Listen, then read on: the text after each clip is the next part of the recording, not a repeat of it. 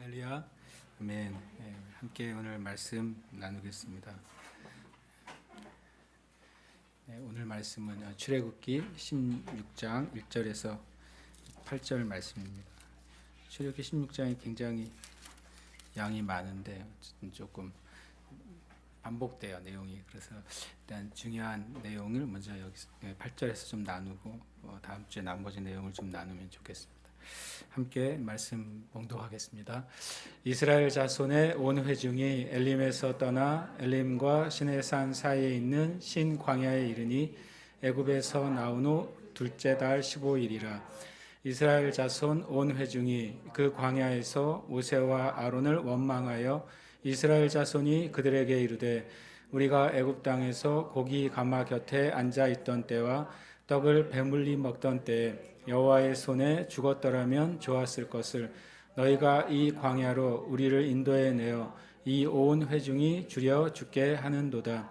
그때 여호와께서 모세에게 이르시되 보라, 내가 너희를 위하여 하늘에서 양식을 비같이 내리시니 백성이 나가서 일용할 것을 날마다 거둘 것이라.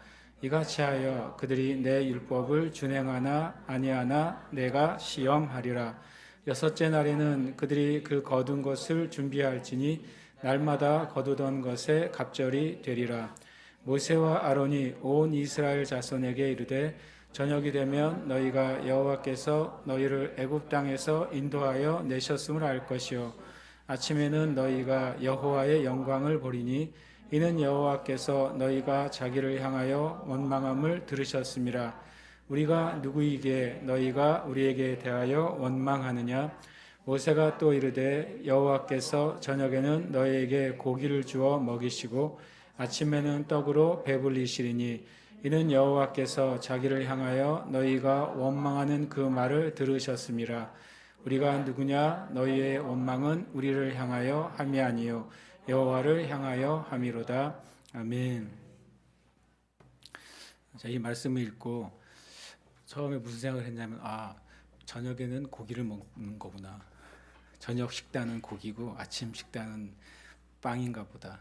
우리가 떡이라고 번역했지만 실은 이제 이스라엘 사람들이 떡을 먹은 건 아니잖아요. 이제 일종의 빵을 먹은 거잖아요. 그래서 창세기 기준으로 좋은 식단은 이제 비건인데 채식을 먹어야 되는데 노아 이후에 이제 육식이 가능해졌잖아요.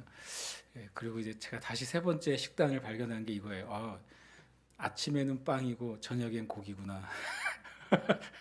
우리나라가 되게 합당한 것 같아요. 밤에 꼭 야식으로 치킨을 먹는 우리. 밤에는 고기. 제가 이제 농담이지만 읽다가 그냥 그런 생각이 들었어요. 어떤 분이 성경대로 먹으면 건강하다 그러길래 제가 창세기 얘기하시는 건지 노아 때 얘기하시는 건지 출애굽기 얘기하시는 건지 모르겠다 내가 그랬어요. 기준이 정확해야 될 것 같아요. 왜냐하면 출애굽기에서 이 이스라엘 백성은 이렇게 먹고 40년 동안 아무도 안 아팠다고 성경에 써 있거든요. 성경에요. 이들이 40년 동안 약한 자가 한 명이 없었다라고 써 있습니다. 그러니까 그들의 옷이 헤어지지 않았고 그렇게 표현하잖아요. 신발이 닳지 않았고 그 중에 하나가 약한 자가 하나도 없었다. 그 말은 언어의 의미는 병든 자가 한 명도 없었다는 거예요. 그러니까 하나님의 말씀에 원망해서 불병에 물려 죽기도 했지만 놀랍게도 병들어 죽은 사람이 없어요. 뭐 먹고서요? 저녁에 고기 먹고 아침에 빵 먹고 그리고 생수 먹고 세 가지 먹으면 40년간은 무병장수하는가 봐요. 제가 이 말씀 읽다 그냥 그 생각을 했어요. 그래서 다시 그 말한 이유는 뭐 어떤 것에만 기준을 가지고 얘기하면 때로는 이제 그게 온전하지 않을 수 있는 거예요. 그 말을 나누려고 생각했습니다. 오늘 말씀의 이제 주제는 한번 읽겠습니다. 시작. 사이에 있는 동안이 중요하다. 한 번 더요. 사이에 있는 동안이 중요하다.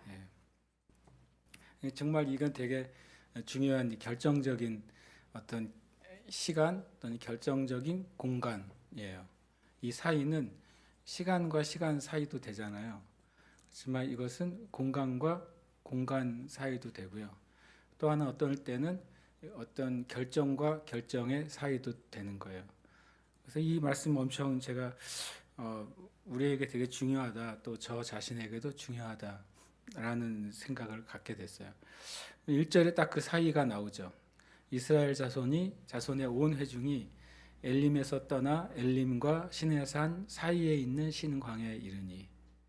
여기서 신광야는 민수기에 나오는 신광야가 아닙니다. 그러니까 이것은 이제 좀 약간 정확하지는 않지만 민수기에 나오는 이제 신광야의 팔레스틴 근처잖아요. 요단강 근처인데 이 신광야는 훨씬 밑에 시나이 반도 쪽에 있는 광야 길이라고 볼 수가 있어요. 그래서 실은 한글 성경엔 여기도 신광야, 민수기에도 신광야인데 실은 이제 원어에는 여기는 신, 그리고 민수기에 나오는 신광야는 친이라고 되어 있습니다.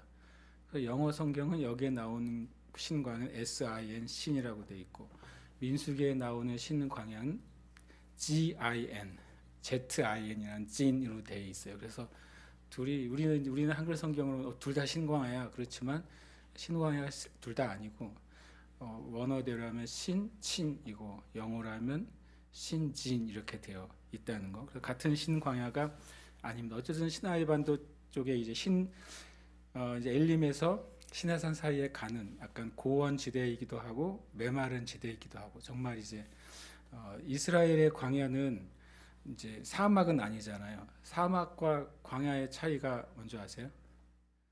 사막과 광야. 이거 초등학생들한테 물어보면은 이상한 대답을 하는데 어쨌든 일단 사막과 광야, 사막은 진짜로 풀 한 폭이 자라지 않는 것이 사막이고요. 광야는 우기 때에는 풀과 그런 물이 흐릅니다. 광야는요. 그래서 광야는 우기 때 가면 엄청 아름답죠.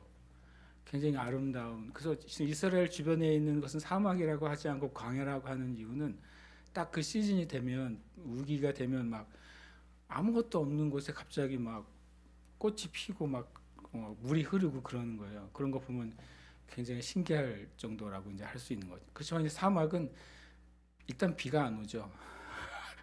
1년 내내 비가 오는 일이 없는 곳, 그런 데를 사막이라고 보통 볼 수 있어요. 어쨌든 이스라엘 백성은 이런 광야에 생활을 했어요. 그러니까 정말 어떤 시기에는 물이 있고 풀이 있고 그래서 이제 뭐가 가능합니까? 이런 이제 양이나 이런 것들 이제 목축이 가능한 지역은 광야죠. 그래서 그 목축이 되는 곳을 따라다니면서 한 1년을 일주기를 도는 거예요. 우기 쪽을 다니면서 기후가 바뀌고 변하니까. 어쨌든 이 신광야에 이르는데 이때는 그런 이제 뭐 물이나 무엇을 찾을 수 없는 시간이었다는 사실을 알 수 있어요. 왜냐하면 바로 다음이 이어서 원망거리가 나오죠. 애굽에서 나온 후 둘째 달 15일이다.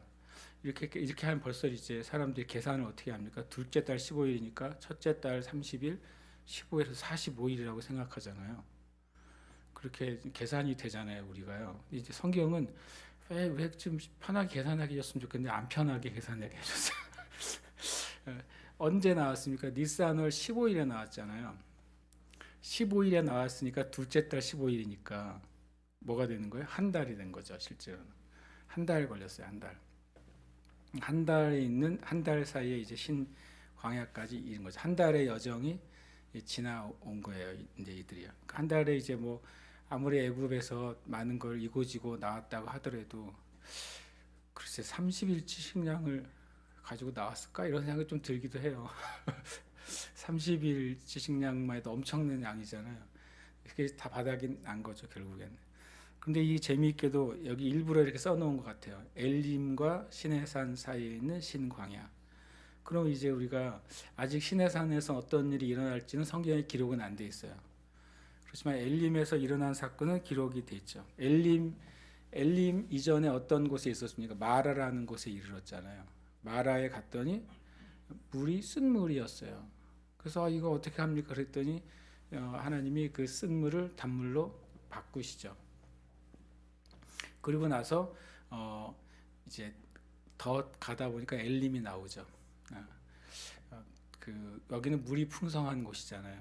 70개의 그 나무가 있고 물이 풍성한 곳, 여러 개의 우물이 있는 곳. 엘림에 이르러서 엘림은 물이 풍성한 장소를 의미합니다.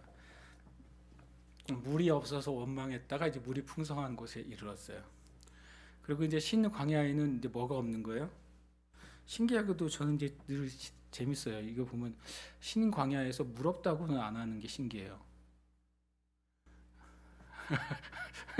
30일 여행을 했잖아요.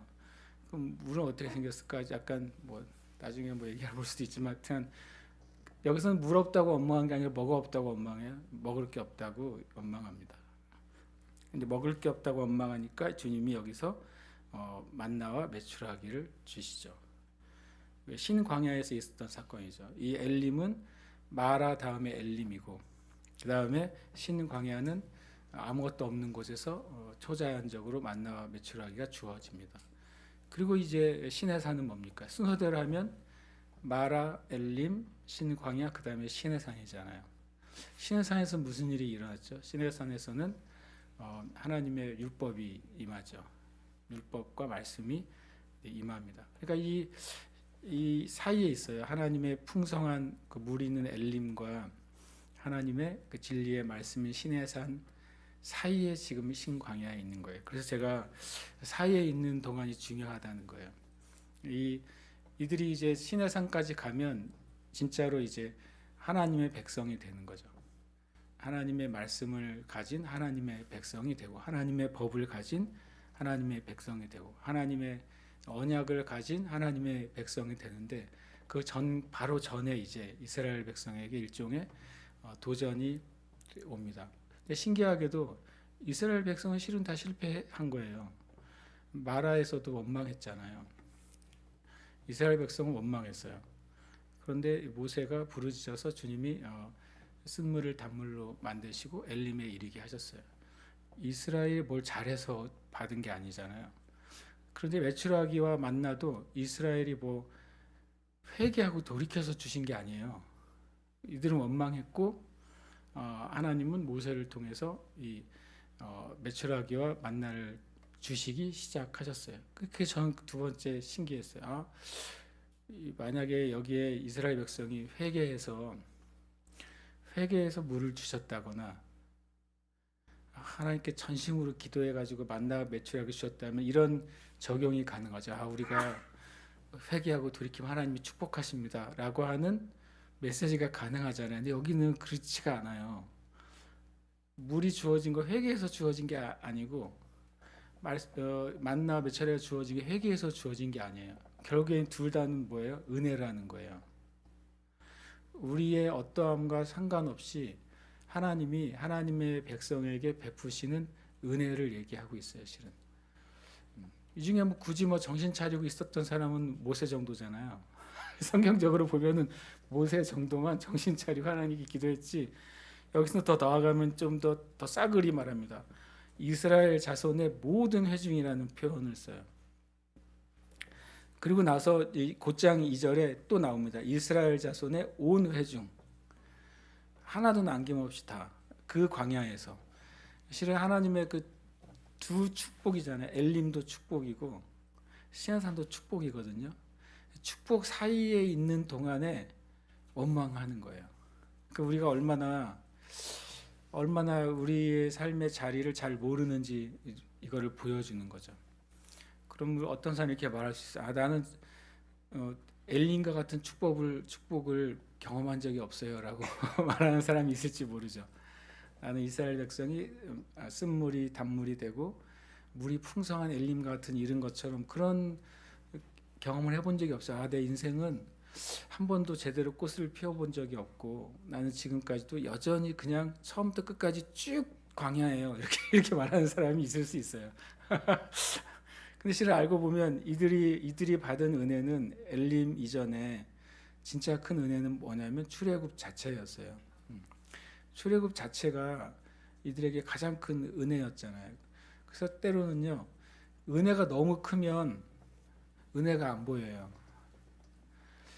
그러니까 우리가 교회에서 말할 때, 성경에서 말할 때 가장 큰 은혜는 구원받은 은혜라고 그러는데 그게 사실이거든요. 근데 그게 너무 큰 은혜여서 눈에 잘 안 보이는 거예요.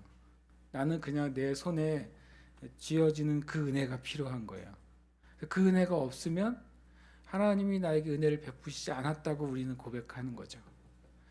내 손에 쥐어지고 내 팔에 안을 수 있는 정도의 은혜가 주어지지 않으면 구원의 은혜는 구원의 은혜는 뭐 좋은 거죠 라고 말하지만 실제로 그거를 정말 내 인생과 삶에 정말 영원한 은혜로 그렇게 여기지 않습니다. 그래서 제가 그런 생각을 많이 했어요. 진짜 우리 가운데 어떤 하나님은 분명히 약속하시고 말씀하신 것을 주시는 아버지이시거든요.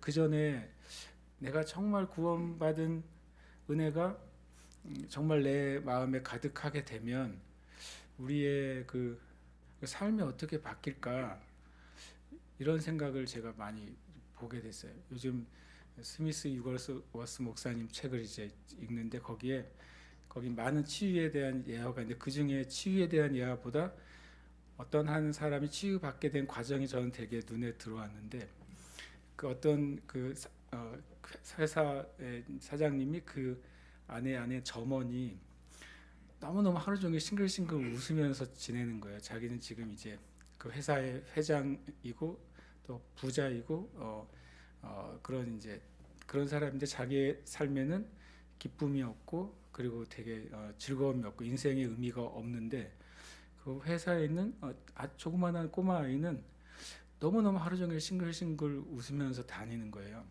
그래서 물어봐요. 도대체 너는 뭐가 그렇게 좋아가지고 이렇게 웃니? 그랬더니 그리고 소년이 이렇게 말했어요. 거기에 보면 저는 웃음을 멈출 수가 없어요. 하나님이 나를 사랑하신 걸 생각하면 웃음을 멈출 수가 없어요. 사장님도 하나님께 가보세요. 그래가지고 이제 스미스 이글스워스 목사님한테 와요. 궁금해서. 그리고 그때 이제 성령의 세례를 받고 회심하게 된 이야기가 있어요. 그 사장이 이제 회심하고 그 안에 있는 문제 해결되는 것도 되게 기적인데 좀 그 원인이 되게 은혜로웠어요. 그 꼬마 아이가 저는 웃음을 멈출 수가 없어요. 내가 하나님이 나를 사랑하시는 것 때문에 웃음을 멈출 수가 없어요. 라고 말한 그 말이 굉장히 은혜가 됐어요. 그래서 과연 그걸 읽으면서 내 안에는 그게 보이는가? 만약에 내 주변에 있는 사람들이 나를 봤을 때 구원받은 은혜가 제일 큰 은혜라면 그거를 가지고 있는 사람처럼 내가 살고 있는가? 그 생각을 좀 갖게 됐어요. 그러니까 이 회중이 광야에서 모세와 아론을 원망하는데 우리가 16장이잖아요. 이게 출애굽기 1장이라면 모르겠어요. 출애굽기 16장까지 왔고 우리가 1장부터 16장까지 어떤 일이 있었는지를 알잖아요. 430년간 노예로 살아왔던 민족도 아니고 나라도 아닌 그냥 이스라엘 야곱의 자손들이잖아요.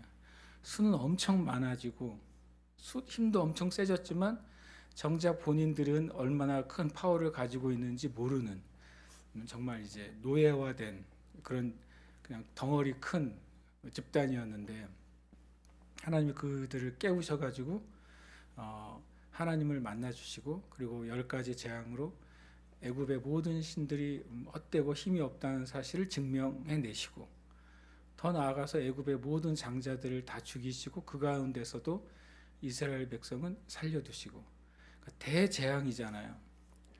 대재앙. 만약에 요즘에 그런 식으로 사람이 죽으면 이렇게 말할지 모르겠어요. 특별한 바이러스가 발생한 거죠. 그 집안의 장자만 죽이는 바이러스가 발생하는 거나 마찬가지잖아요. 이유를 알 수 없는데 장자만 다 찾아서 죽어. 호적을 바꾸려고 할걸요, 순서를. 그런 대재앙이 일어났는데 이스라엘 백성은 하나도 안 죽었잖아요. 그러니까 노예에서 해방됐고 대재앙의 죽음으로부터 살아났고 그리고 자신들의 눈앞에서 세계에서 가장 강한 제국의 군대가 한 번에 수몰되는 걸 봤는데 그 은혜가요 배고픔은 사라져요. 이게 내가 와 진짜 우리는 너무 유치하다. 우리라는 존재가 얼마나 유치한지 제가 생각했어요. 유치하잖아요. 이 출애굽기 15장까지 보세요. 어마어마한 사건이고 실은 성경에서 제일 큰 사건은 출애굽이에요. 예수 그리스도의 은혜하고요. 십자가의 사건과 그 사건이 왔는데 얼마나 유치한지 먹을 게 없으니까 곧장 모세와 아론을 원망하고 하나님을 원망해요. 그러고 보면 우리가 하나님 앞에 바로 서 있지 않으면 우리도 유치해지더라고요. 그래서 엄청 유치해져가지고 예배 드릴 때는 한없이 주님을 위해 살 것 같다가 배만 고파도 짜증나요. 우리는 배만 고파. 제가 아는 분은 5시 반에 어느 목사님 5시 반 저녁 식사를 하셔야 된대요. 그거는 평생의 룰인 거예요. 5시 반이 넘어가는 순간 이제 굉장히 어려움이 찾아와요. 주변 사람들이.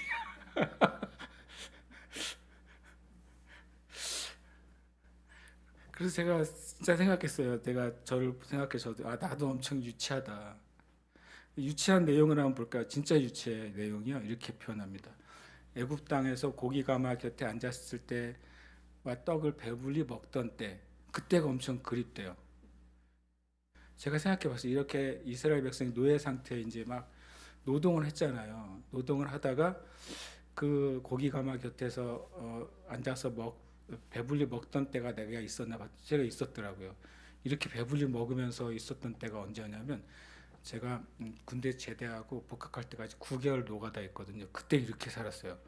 그때 아침에 4시 반에 일어나서 그게 흥신소에 딱 가면 이제 이름 부르면 나가면 가서 일단 새벽에 참을 주거든요. 참을 먹고서 한 2-3시간 일하면 또 아침을 줘요. 한 2-3시간 일하면 점심을 줘요. 점심 먹고 1시간 재워줘요. 모르겠어요. 요즘은 재워주냐.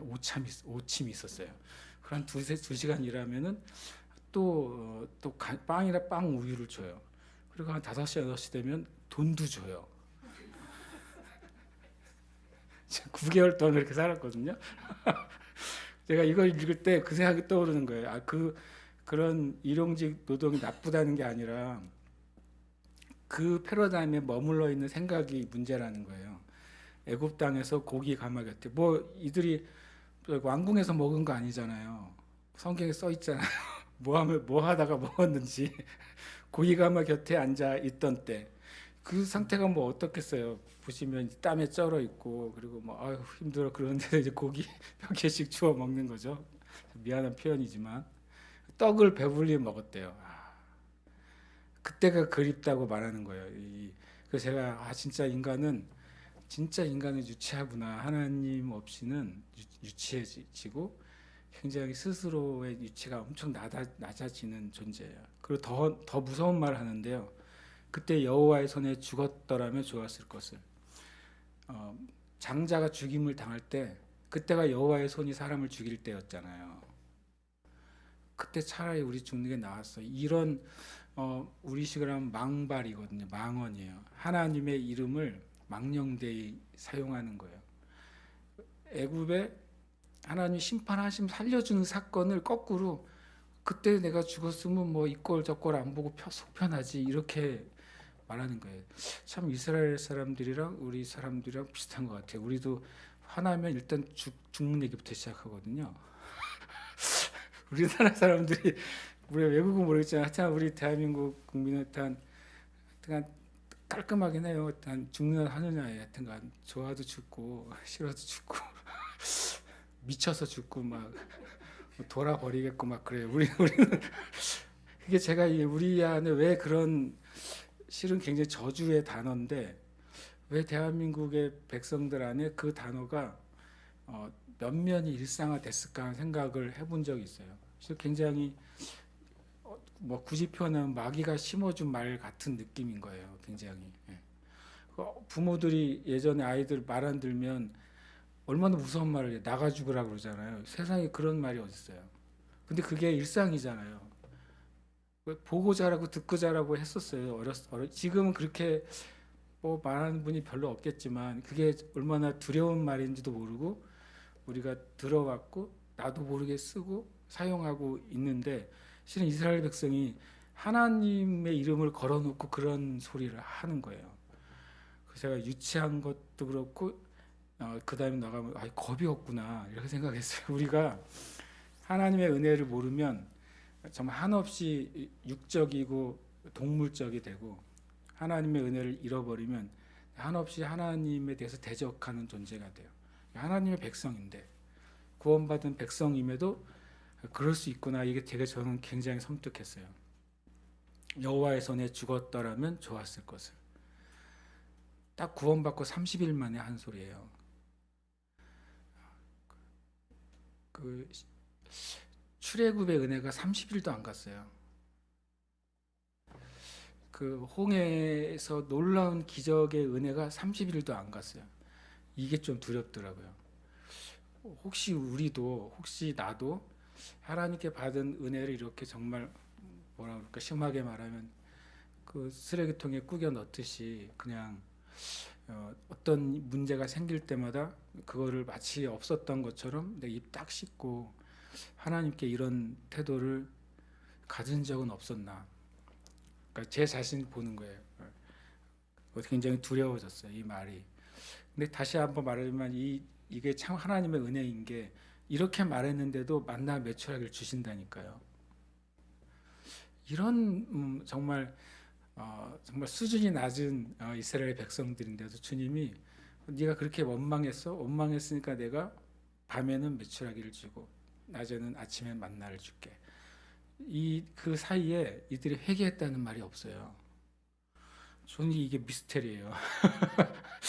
하나님의 은혜를 우리가 정말 알까 이런 생각이 들었어요. 하나님이 내가 내 마음으로부터, 내 입으로부터, 내 행위로부터 끊임없이 어떨 때는 감히 하나님을 내 직접 원망하지 못해도 마음 깊은 곳에서 하나님에게 원망하는 생각과 마음을 가지거나 하나님이 하나님의 뜻이 하라고 행해서 지금 왔는데 안 되고 있어.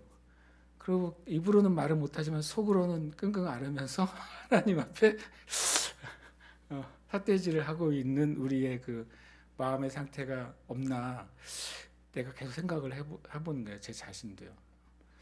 혹시 나는 이제 제주에 와서 이제 목회하면서 또 이런 때가 혹시 없었나? 겉으로는 나는 제주도가 좋아요 맨날 얘기하는데 내 마음 깊은 곳에 어떤 문제가 발생했을 때 주님 그때 개척하려고 그럴 때 그 목사님이 어디 가라고 하는데 갈 걸 이렇게 생각했는데 했던 적은 없을까? 실은 이제 없긴 해요. 별로 그렇게 생각은 안 드는데 그러면서 내 마음 깊은 곳에 주님이 내 마음의 동기를 살펴보게 됐어요. 이 말씀을 읽으면서. 이게 참 묘하게도 아까 말한 것처럼 엘림과 시내산 사이인 거예요. 하나님의 그 놀라운 임재와 하나님의 그 언약이 바로 앞에 있는데 딱 그 앞에 우리의 육신의 문제죠. 그러니까 시험은 우리 육신으로부터 오잖아요. 이들은 하나님이 이렇게 시험한 게 아니라 그들의 육의 배고픔이 곧장 그냥 그들에게 시험이 돼버렸어요. 그래서 하나님의 은혜를 까먹어 버리는 거죠. 하나님 은혜는 여전히 존재하는데 그들이 까먹어 버려요. 그런데도 하나님의 은혜는 정말 놀랍게도 떠나지 않으시는 것. 그래서 하나님이 우리를 사랑하신다는 게 정말 하나님의 무조건적인 사랑이라는 걸 다시 한번 생각하게 돼요. 그들이 이렇게 이제 갑니다. 그러면서 이제 4절에 이런 말합니다. 그때 여호와께서 모세에게 이르시되, 여기 3절과 4절에 아무 그런 게 없어요. 그래서 주님이 아무것도 아닌 것처럼 말을 하세요. 보라, 내가 너희를 위하여 하늘에서 양식을 비같이 내리리니. 이거를 보면서 하나님 아버지는 당연히 이들에게 양식이 있어야 되는 줄 아시는 거예요. 아시죠? 당연히 알죠. 왜냐하면 주님이 끌어냈으니까. 주님이 끌어내고 이쪽으로 인도를 하셨잖아요. 여기에는 양식이 없다는 사실 하나님은 누구보다도 아시죠. 그리고 이쪽으로 인도한 것을 통해서 하나님이 어떤 분인지를 알려줘야 되겠다고 한 하나님의 마음이 있었다는 걸 느끼게 돼요. 백성이 나가서 일용할 것을 날마다 거둘 것이다. 이같이 하여 그들이 내 율법을 준행하나 아니하나 내가 시험하리라. 이 말씀 읽을 때 이제 좀 이해하게 됐어요. 이들이 원망해 놓고 회개도 안 했는데 이거 왜 주셨지? 생각했더니 여기서 이제 4절을 주님의 말씀에서 제가 이제 이해하게 됐어요. 첫 번째로는 주님은 이들에게 일용할 양식이 필요한 걸 아세요. 일용할 양식을 주신 걸 통해서 주님이 일용할 양식이 축복 이전에 뭐였냐면 하나님과 이스라엘 백성 사이의 관계를 결정하는 거예요. 그래서 시험한다는 표현이 여기서는 테스트입니다. 시험한다는 표현이 또 언제 나오는지 아세요? 15장 25절 한번 보세요. 15장 25절 성경을 펼쳐서 내가 시험하리라 이렇게 써 있잖아요. 4절에. 그럼 15장 바로 전장 25절 한번 같이 읽겠습니다. 시작. 이르시되 너희가 너희 하나님 나 여호와의 말을 들어 순종하고 내가 보기에 의를 행하며 내 계명에 귀를 기울이며 내 모든 규례를 지키면 내가 애굽 사람에게 내린 모든 질병 중 하나도 너희에게 내리지 아니하리니 나는 너희를 치료하는 여호와임이라. 죄송합니다. 25절 말하고 26절 읽었어요. 25절 다시 읽겠습니다. 시작. 모세가 여호와께 부르짖었더니 여호와께서 그에게 한 나무를 가리키시니 그가 물에 던지니 물이 달게 되었더라. 거기서 여호와께서 그들을 위하여 법도와 율례를 정하시고 그들을 시험하실세. 예. 여기서 시험은 테스트예요. 테스트. 성경에 시험이라는 단어가 세 가지 종류의 시험이 나와요. 하나님은 우리를 시험하지 않는다라고 할 때 그 시험은 테스트가 아니라 템테이션이라는 단어예요. 유혹이라는 단어예요. 하나님은 우리를 유혹하지 않습니다. 유혹은 마귀가 하는 것이고 또 유혹은 우리의 욕심에 이끌려 스스로 하는 게 유혹이에요. 한글 성경 그걸 다 시험으로 적어버렸어요. 그래서 약간 혼돈이 와요. 이해를 하는데 어디서 하나님 우리를 시험하지 않으신다고 해놓고 여기서 왜 시험하신다고 그래? 라고 그렇게 나한테 질문한 분이 실제로 있었어요. 그분 나름 꼼꼼하게 읽은 거예요. 성경을. 이쪽 성경에서는 하나님 우리를 시험하지 않으시고 시험 받을 즈음에 우리에게 피할 길을 주신다고 하셨는데 왜 또 여기서는 시험하시죠? 저한테 그러더라고요. 성도님은 성경을 열심히 읽으셨네요. 그랬어요. 열심히 안 읽은 사람은 그냥 시험인가 보다 그러고 그냥 지나가는데 앞뒤가 안 맞는다고 생각하는 거죠. 그분 말이 맞죠. 앞뒤가 맞으려면 이 시험의 의미가 달라야만 되고 실제로 다릅니다. 그러니까 영어를 표현을 사용하자면 시험이 세 가지가 있는데 하나는 테스트. 이건 하나님이 하시는 거예요. 테스트의 목적은 시험 왜 봅니까? 학교에서요.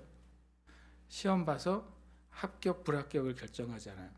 시험 봐서 합격한 사람은 졸업을 시키고 또 합격을 시키잖아요. 그러니까 시험의 목적은 하나님이 우리에게 무엇인가 주기 위한 거예요. 실제로 시험을 통과했을 때 통과한 것에 대한 자격을 주시고 통과했을 때 통과한 것에 대한 축복을 주시고 통과했을 때 통과한 것에 의해서 그 사람의 영적인 자리가 높아지게 되는 거죠. 시험은 실은 좋은 것입니다. 만약 학교를 다니는데 시험을 안 본다고 생각하면 아무도 학문의 발전이 없을 거예요. 아마. 그러면 학문의 발전이 없으면 문화나 과학이나 국가의 발전도 없을 겁니다. 그냥 학교에서 맨날 놀으라 그러면. 그래서 이 테스트는 우리에게 필요하고 유익하기도 한 거죠. 그러니까 이 15장과 16장 나온 이 시험은 우리에게 반드시 있어야 되는 것입니다. 시험이 신기하게도 물하고 양식이 시험이었어요. 하나님은 영이시잖아요. 영이신 하나님이 우리를 시험하시는데 지극히 육적인 것을 가지고 시험하세요. 물 먹는 거잖아요. 먹는 문제. 물과 양식은 다 먹는 문제예요. 물과 양식은 영적이지 않아 보이잖아요. 실제로 이게 영적이에요. 물 양식이라는 물질 자체가 영적인 게 아니라 물과 양식이라는 것을 대하는 우리의 태도와 삶이 진짜 영적인 거예요. 그것이 육적인 태도를 가지느냐 영적인 태도로 그것을 대하느냐가 이제 시험거리가 됩니다. 그래서 이들이 이제 테스트 하시죠. 주님이 내 율법을 준행하나 아니하나 내가 시험하리라 라고 말합니다. 제가 이거 보다가 재미있는 생각을 하게 됐어요. 그 다음에 보면 이렇게 되어 있습니다. 여섯째 날에는 뭐라고요? 갑절이 되라고 말했습니다. 일곱째 날은 여섯째 날이 왜 갑절이 되죠? 일곱째 날은 안 내릴 거니까. 이게 이제 시험이 되는 거예요. 말 잘 듣는 사람들은 여섯째 날 2배 거두고 말 안 듣는 친구들은 생각 없이 여섯째 날 원래대로 거뒀다가 잘 먹고 일곱째 날 갔더니 안 내리잖아요. 그러면 굉장히 황당하게 되는 거죠. 그 옛날에 이런 책이 있었어요. 마시멜로 이야기. 혹시 마시멜로 이야기 읽어보셨습니까? 꼭 읽어보시길 바래요. 자기 개발서 중에 고전 중에 하나죠. 스탠포드 대학에서 이제 아이들을 대상으로 실제 실험을 했습니다. 그때 꽤 많은 아이들 대상 무슨 실험을 했냐면 꼬마 아이들을 같은 연령대 아이들에게 이제 한 방에 뭐 미국에 우리는 전 마시멜로 안 좋아하는데 거기 애들 마시멜로를 좋아하나 봐요. 하리보라도 놓고 해야 되는데 요즘 애들한테는 마시멜로를 놓고 이렇게 말하는데 아이가 가서 이 마시멜로 좋아하니까 먹고 싶어요. 그러면 네가 15분 동안 마시멜로를 먹는 걸 참으면 마시멜로를 하나를 더 줄게라고 말하는 거예요. 그럼 아이 눈이 반짝반짝한 거죠. 대신 15분 동안 손대면 안 돼. 그게 조건이에요. 그러면 그 아이가 앉아 있고 마시멜로 하나를 딱 놓고 그 이제 그 실험하는 분은 문을 닫고 나가서 15분이 시계가 가는 거죠. 근데 실제로 많은 아이들이 먹어요. 15분을 못 견딥니다.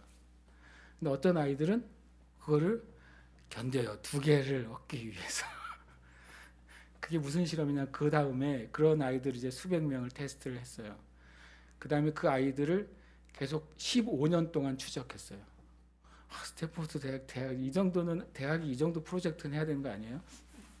15년 동안 그 아이들이 어떻게 살았는지 추적해가지고 15년 뒤에 그 아이들의 상태를 조사한 거예요. 그게 마시멜로 이야기의 처음 스토리입니다. 놀랍게도 그 15분을 견딘 아이들은 15년 후에 학업 성취도가 엄청 탁월했답니다. 그 아이들이 10대 이하였으니까 15년 후면은 이제 20대 중반이니까 이제 대학생들 나이잖아요. 그 15분을 참고 견딘 아이들은 엄청나게 그들의 삶이 향상돼 있었대요. 근데 반면 그 15분을 못 견디고 홀랑 먹어버리는 아이들은 그거에 많이 뒤떨어졌답니다. 놀랍게도요. 뭐 동물 실험 같은 느낌인데, 근데 거기서 이제 되게 많은 교훈을 얘기를 해요. 제가 이거 보고서 그 생각이 떠올랐어요. 야, 이거 되게 재밌네. 주님이 월화수목금토는 월화수목금은 일정량이 내리는 거예요. 메추라기도 만나도. 그런데 토요일 날은 두 배가 내리는 거예요. 하늘에서 실은요. 그래서 두 배를 거두려면 두 배가 내려야 되는 거 아니에요. 두 배가 내린다는 사실을 믿고 두 배를 거두는 거죠. 그런데 우리 식으로 하면 주일날은 안 내리는 거예요. 그게 실험이죠. 마시멜로 실험이에요. 여섯 번째 날 두 배를 거둬야 돼. 일곱 번째 날은 안 올 거야.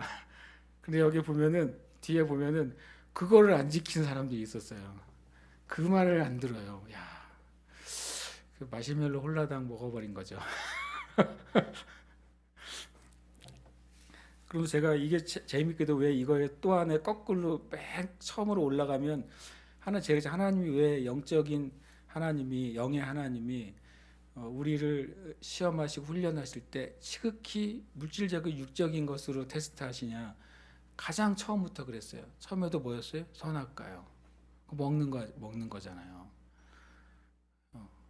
뭐 영적인 걸로 하지 않아서 너는 동산 나무의 밑에서 하루에 1시간씩 기도하여라. 뭐 이런 테스트 안 하시고 거기 있는 거 먹지 마 이렇게 눈에 뻔하게 보이는데 놓고서 마시멜로죠. 뻔하게 보이는 거 아니에요. 근데 그 볼수록 먹음직스럽고 볼수록 탐스럽고 볼수록 좋아 보이는 나무야. 해필이면. 제가 그래서 재밌다고 생각했어요. 첫 시험도 먹는 문제였어요. 근데 여기서도 시험하시는데 물과 먹는 걸로 시험하신다. 그래서 제가 이제 생각하게 됐어요. 저 여러분의 영성을 어디서 찾으면 좋을까? 기도 많이 하는 걸로. 그것도 영성이죠. 깊이 예배하는 거, 그것도 영성 맞아요. 그런데 성경에 실은 우리의 영성과 경건의 모습을 제일 바깥에부터 말씀하시는 것 같아요. 영성은 실은 우리 영이죠. 이 내면에 있는 거 맞잖아요.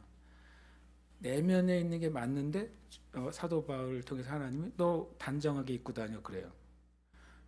단정하게 입고 다니는 게 무슨 영성이에요?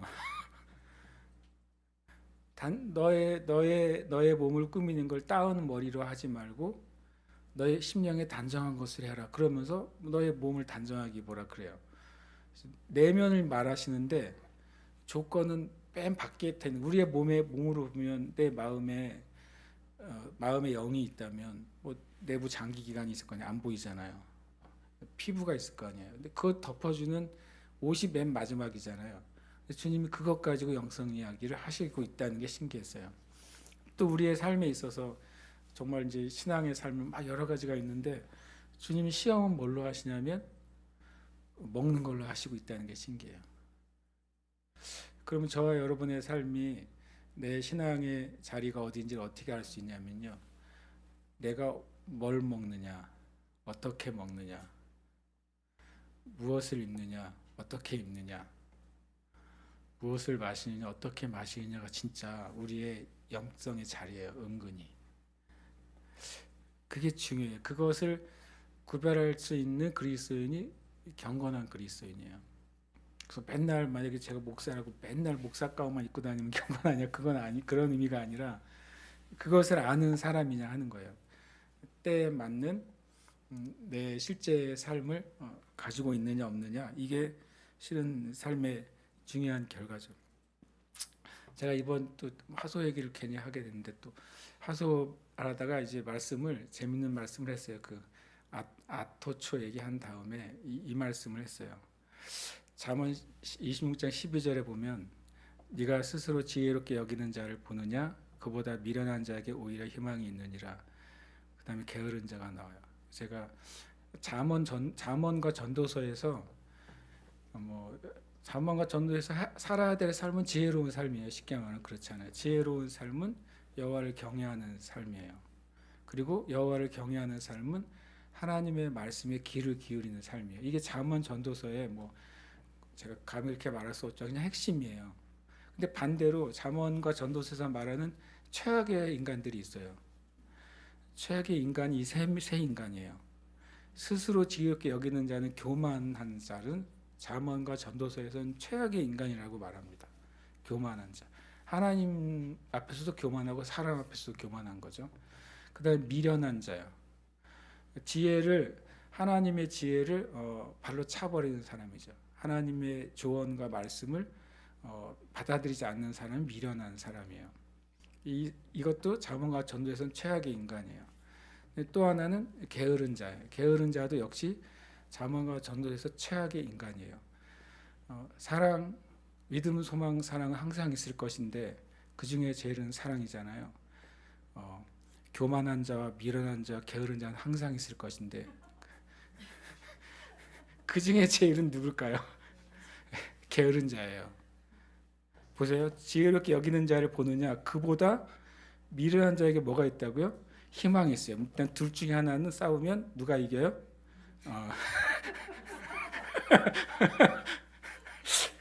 그 스스로 지혜롭게 교만한 자는 일단 하위권이에요. 그보다 한 급 높은 게 미련한 자예요. 그런데 밑에 13, 14, 15절은 말이 필요 없어요. 3번 나와요. 누가 탑 오브 탑인 거예요? 게으른 자가요. 이것을 실제로 잠언과 전도서는 죄라고 말합니다. 교만은 죄예요. 하나님의 지혜를 업신여기는 미련함도 죄예요. 그런데 게으른 것도 죄예요. 그러면 가장 큰 죄가 뭐예요? 잠언과 전도서에서요? 게으른 거예요. 게으른 자가 제일 큰 죄인이에요. 여러분 생각해 보세요. 적용하면 될 거예요. 제가 어느 목사님인데 저 고흥영 목사가 좀 교만해. 그게 나아요? 조금 고흥영 목사 뭔가 2%좀 빠진 사람 같아. 그게 나아요? 아니면 엄청 게을러. 그 셋 중에 어떤 고흥영을 선택하시겠어요? 아니면 셋 중에 어떤 고흥영을 절대 원치 않으시겠어요? 게으른 목사예요. 생각해 보세요. 그렇지 않겠어요? 조금 생각이 모자라는 목사라도 좀 충성되면 주님이 쓰실 수도 있잖아요. 좀 교만해도 성실하면 써먹을 때가 있을 수 있잖아요. 그런데요, 게으른 거는 답이 없어요. 얼마나 답이 없냐면 13절에 보면 거리에 사자가 있대요. 그래서 하나님이 말씀하셔도 그 안에 있는 게으름 안엔 두려움이 있는 거예요. 하나님이 하라고 하는 일을 할 담대함과 용기가 없어요. 왜요? 두려움이 가득하기 때문에. 게으른 사람은 두려운 것입니다. 무엇인가를 시도하는 것이 두려운 거예요. 새로운 일을 주님 말씀하실 때 거기에 예스하는 게 두려운 거예요. 왜요? 사자가 있으니까. 사자를 만난 적이 있으세요? 한번 이제 동물원 가서 봤더니 진짜 창살이 있어서 다행이더라고요. 그냥 만나면 죽을 것 같아요. 게으름 안엔 두려움이 있습니다. 그래서 우리가 여러분 혹시 내가 난 게을러 그러면 게으름하고 싸우지 마시고 내 마음 깊은 곳에 있는 사자하고 싸우세요. 무언가 두려운 게 있는 거예요. 실패에 대한 두려움, 과거에 대한 실패에 대한 두려움 때문에 게을러져요. 시도하지 못하는 것입니다. 때로는 과거의 상처 때문에 두려워져요. 그래서 길에 사자가 있다고 하는 거예요. 그 다음에 14절에 보면 문짝이 돌적이를 따라서 도는 것 같이 게으른 자는 침상에서 도느니라. 그 여다지문, 미다지문, 헷갈리네. 열고 나는 게 여다지문이겠죠. 여다지문은 아무리 문이 커도 그 도는 그 반원만큼밖에는 안 움직이잖아요. 평생 움직여도 반원만큼인 거예요. 이 사람은 게으른 자는요, 생각의 자리가 고정이 돼 있어요. 좁아요. 좁아서 자기의 삶의 범위가 한정이 돼 있어요. 그 이상을 못 넘어가요. 생각이 좁은 것입니다. 제가 우리 교회 우리 학구이든지 하소든지 디모든지 왜 뭐 수련회든 아울리치든 계속 실은 이제 저기 우리가 많은 비용을 지불하는 거잖아요. 많은 비용과 시간과 에너지를 지불하는 거예요. 갔다 왔다 그래서 뭐가 갑자기 막 상전벽해 하지는 않잖아요. 근데 왜 그런 생각을 제가 갖게 됐냐면 제주에 있으면서, 그러니까 제주에 있는 사람이 문제가 아니라 제주라는 장소가 가진 게 이거를 만들 수 있는 장소예요. 문짝이 돌적이를 따라서 도는 것 같이 거기서 돌게 만들 수 있는 장소죠. 이 땅이요. 근데 반대로 주님은 저에게 거꾸로 말씀하신 적이 있어요. 이 제주는 열방으로 열려 있는 땅이다. 거꾸로 생각하면 바다 위에 갇혀 있는 섬이거든요. 그런데 실은 이것이 우리 안에서 이렇게 싹 한번 뒤집어지면 제주는 열방으로 열려 있는 땅이 되는 거예요. 그렇게 되게 하려면 어쨌든 나가봐야 돼요. 그렇지 않으면은 자기도 모르는 사이에 돌적이를 따라 도는 거죠. 그게 안전하거든요. 그게 편안하거든요. 그게 익숙하거든요. 그리고 문제가 없어요. 문제가 안 일어나요. 그렇지만 우리가 이 게으른 건 죄라니까요. 이것으로부터 실은 그리스도인들은 벗어나야 돼요. 내 생각의 크기를 넓히지 않으면. 하나님의 세계는 한없이 넓잖아요. 하나님의 세계 안에 있긴 하죠. 그런데 내 생각의 넓이를 절대 넓히도록 허락을 안 하는 거예요. 그럼 마치 이 문이 돌적이를 빠져서 아주 쓰러져서 사라질 것 같은 거죠. 그리고 세 번째, 게으른 자는 그 손을 그릇에 넣고도 입에 올리기를 괴로워하느니라. 정말 이게 최고봉이에요, 최고봉. 손을 넣고서 배는 고파 죽겠어. 먹고 싶어. 너무 괴로워, 먹는 게. 거식증도 아니고. 왜냐하면 저는 이렇게 설명을 했어요, 우리 하소들에게. 머리에서는 명령이 가는데 몸이 훈련이 안 돼 있는 거죠. 공동체적으로 보면 머리 대신 예수님 말씀하셨는데 몸이 훈련이 안 돼 있어서 주님의 뜻을 순종하지 못하는 상태인 거예요. 만약에 머리에서는 명령하는데 손이 못 올리는 상태를 뭐라고 할 수 있어요? 그건 이제 뭐라 그럴까, 이 신경계통에 문제가 생긴 거잖아요. 우리가 이 게으름은, 실제적인 게으름과 영적인 게으름은 굉장히 큰 죄다. 그리고 이거는 그 안에 두려움이 내재되어 있고, 그 다음에 아주 작은 마음이 갇혀진 마음이 내재되어 있고, 그리고 불순종하는 마음이 내재되어 있는 거예요. 그럴 때 우리가 영적인 게으름 또 실제적인 게으름에 빠지게 됩니다. 저는 이제 이 말씀을 주님이 시험한다는 표현이 굉장히 신기했어요. 이걸로 시험할 거야. 먹는 걸로. 매일 아침에 일찍 일어나야 돼요. 왜냐하면 해가 뜨면 어떻게 되니까 사라지거든요. 그러니까 하나님이 이스라엘 백성이 어떤 인간들인지를 아신 거예요. 어떻게 430년 동안 살아왔는지를 아신 거예요. 근데 이거를 교훈을 줘서 바꿀 수가 없는 거예요. 그래서 하나의 먹는 걸로밖에 안 되는 거죠. 먹는 게 그 시간만 나오니까 그 시간에 일어나야지 어쩌겠어요. 한 3일 굶으면 그 시간에 일어나는 거죠. 그 시간에 일어나서 뭐 자기 아들을 발로 차서 내보내는 자기가 나가든 가서 주워 와야 될 거 아니에요. 메추라기를 주워 오든 만나를 주워 와야 되는 거. 그 시간에 하나님이 이렇게 하시는구나. 사실 제가 알았어요. 하나님이 이걸 통해서 이스라엘 백성을 40년 동안 훈련시키신 거예요. 이게 뭐가 된 거예요? 요즘 말로 하면 루틴이 생긴 거죠. 아침에 일찍 일어나는 거예요. 이들이. 뭐 때문에? 만나 때문에요. 그리고 토요일은 다음 날을 준비하는 거예요. 노예는 다음 날을 준비하지 않아요. 종은 다음 날을 준비하지 않습니다. 그냥 오늘이 끝이에요. 그런데 비로소 이스라엘 백성이 40년 동안 다음 날을 준비하는 준비를 오늘 하기 시작한 거예요. 안식일을 위해서 계획하고 준비하는 일이 이제 훈련이 된 거죠. 우리의 삶 가운데 정말 가치 있는 것이 훈련이 되지 않으면 진짜 가치 있는 열매를 볼 수는 없는 거잖아요. 주님이 이 참 유치한 이 이스라엘 백성에게 정말 주님이 이스라엘 백성 수준으로 내려오신 거죠. 내려오셔서 이들이 아침에 일찍 일어나게 만드세요. 저녁 때 누워서 쓰러져 자지 않게 하고 저녁 해가 질 때 나가서 메추라기를 주워오게 하세요. 그들이 게을러지지 못하게 만드세요. 그리고 날짜를 기억하게 만드세요. 그냥 흘러가는 날이 아니라 오늘이 6번째 날이야 라고 하는 순간 그들이 정신을 차려야 돼요. 그날은 2배를 거둬야 되는 거예요. 그리고 다음 날은 주님을 생각하게 만드는 거죠. 우리의 삶 가운데 이 2가지가 되게 중요하다는 사실을 알았고, 제가 이게 실은 경건의 훈련이구나 라는 사실을 생각하게 됩니다. 우리 성경 하나 찾고 좀 오늘 마무리를 하고 싶은데, 맨 끝에 말합니다. 모세와 아론이 온 이스라엘 자손에게 이르되 저녁이 되면 너희가 여호와께서 너희를 애굽 땅에서 인도하여 내셨음을 알 것이요.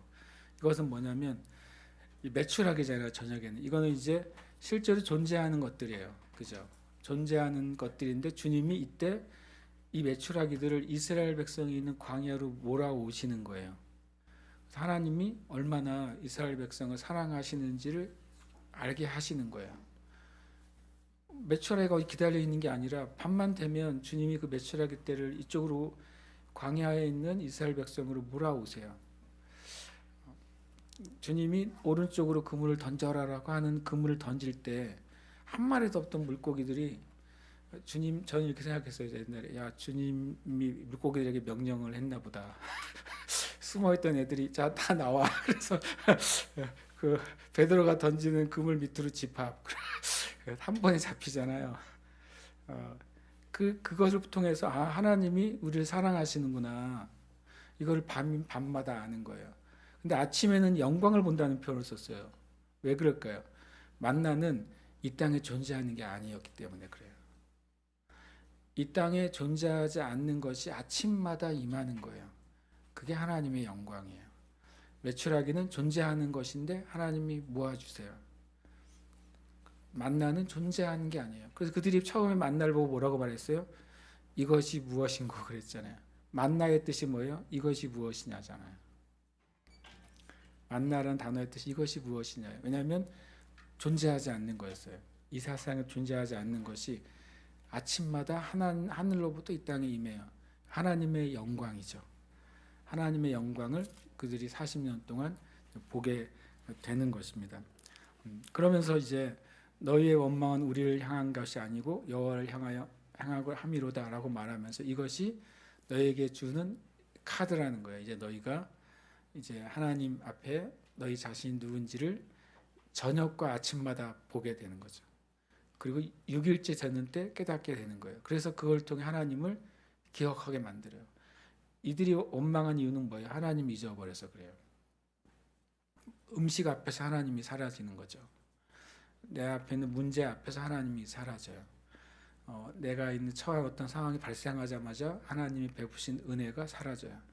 이것을 루틴을 만들어 주셔가지고 네가 하나님을 기억해라.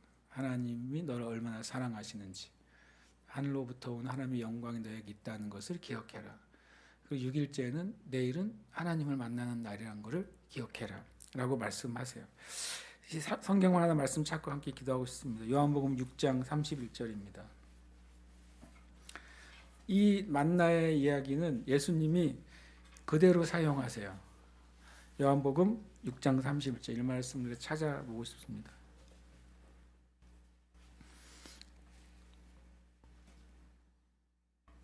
요한복음 6장 31절에서 35절 말씀입니다. 찾으셨습니까? 함께 31절부터 35절까지 읽겠습니다. 기록된 바 하늘에서 그들에게 떡을 주어 먹게 하였다 함과 같이 우리 조상들은 광야에서 만나를 먹었나이다. 예수께서 이르시되 내가 진실로 진실로 너희에게 이르노니 모세가 너희에게 하늘로부터 떡을 준 것이 아니라 내 아버지께서 너희에게 하늘로부터 참 떡을 주시나니 하나님의 떡은 하늘에서 내려 세상에 생명을 주는 것이니라. 그들이 이르되 주여 이 떡을 항상 우리에게 주소서. 예수께서 이르시되 나는 생명의 떡이니 내게 오는 자는 결코 줄이지 아니할 터이요 나를 믿는 자는 영원히 목마르지 아니하리라. 아멘.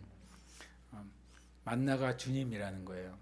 만나가 생명의 떡인 것처럼 예수님이 우리에게 생명을 주시는 하나님의 만나이신 것이죠. 만나를 보고 조금 전에 뭐라고 했어요? 너희가 하나님의 영광을 보리라 그랬어요. 예수 그리스도가 하나님의 영광이세요. 예수 그리스도가 하늘로부터 이 땅에 우리에게 주어지는 생명의 떡이신 거예요. 예수 그리스도가 우리에게 정말 영의 양식이신 것이죠. 그거를 출애굽부터 주님이 보여주시기 시작하시는 것이죠. 그리고 40년 동안 그들이 그거를 매일마다 경험하고 맛보면서 그 사실을 그냥 몸에 새겨지게 말씀하신 것입니다. 저와 여러분 안에 이제 이미 생명의 떡이신 예수 그리스도를 통해 우리에게 영생이 임했습니다. 그래서 우리가 주님의 말씀을 내가 어떤 태도와 마음으로 대하느냐, 주님의 말씀이 정말 내 영의 생명이 되는 양식으로 내가 먹고 있느냐, 이것은 굉장히 중요한 테스트인 거예요. 테스트입니다. 우리의 삶에 이것은 테스트예요. 그리고 그것은 하나님이 함께 하시는 증거고 하나님의 영광이 임하는 길입니다. 함께 시간 기도하겠습니다. 기도할 때 주님, 우리가 예수 그리스도로 말미암아 얻은 그 은혜가 무엇인지 알게 해 주시옵소서. 에베소 3장에 보면 예수 그리스도 사랑의 그 높이와 깊이와 넓이와 길을 깨달아라고 말씀하고 있습니다. 주님의 하나님 아버지께서 예수님을 통해 우리에게 드러내신 그 놀라운 사랑의 높이와 깊이, 넓이와 길이를 알게 하시옵소서. 하나님의 말씀 안에 있는 생명의 그 진리의 양식을 저로 먹고 마시게 하여 주시옵소서. 함께 이 시간 기도하겠습니다.